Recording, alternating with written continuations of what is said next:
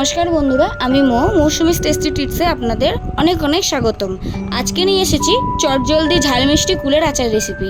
কুল একদম রোদে শুকানো ছাড়াই আচার তৈরি করে নেব মাত্র 5 মিনিটে। তো চলুন রেসিপিটি শুরু করা যাক।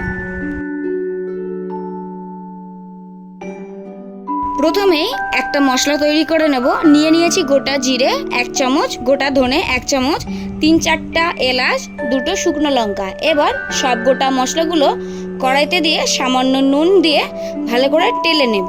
এবার একটা পাত্রে ঢেলে নিয়ে ঠান্ডা করে শিলে গুঁড়ো করে নেব।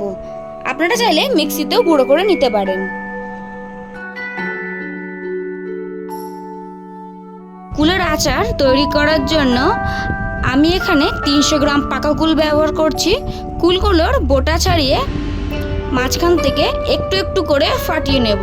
এইভাবে সবকটা কুলগুলো ফাটিয়ে রেডি করে নেব।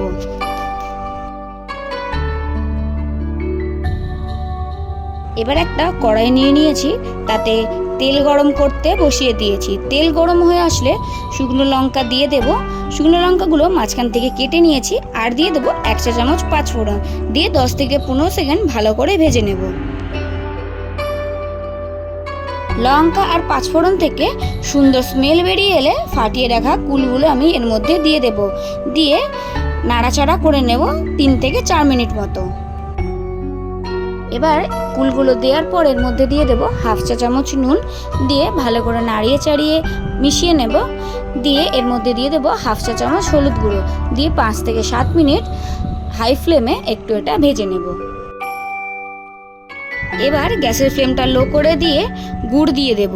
আমি এখানে 300 গ্রাম কুলে 150 গ্রাম গুড় ব্যবহার করেছি। আপনারা চাইলে চিনিও ব্যবহার করতে পারেন। গ্যাসের ফ্লেমটা লোতে রেখে রান্না করব কিছুক্ষণ। এরপর এর মধ্যে দিয়ে দেব 1 কাপ জল। জল দিয়ে কুলের সাথে ভালো করে মিক্স করে নেব। এই সময় আগে থেকে তৈরি করে রাখা মশলা দিয়ে দেব 1 টেবিল চামচ, দিয়ে ভালো করে মিক্স করে নিতে হবে। এই সময় গ্যাসের ফ্লেমটা মিডিয়াম টু লো রেখে প্রায় 7 থেকে 8 মিনিট ধরে নাড়তে নাড়তে রান্না করে নেব। দেখুন 7 থেকে 8 মিনিট লো ফ্লেমে নাড়তে নাড়তে রান্না করে নিলাম।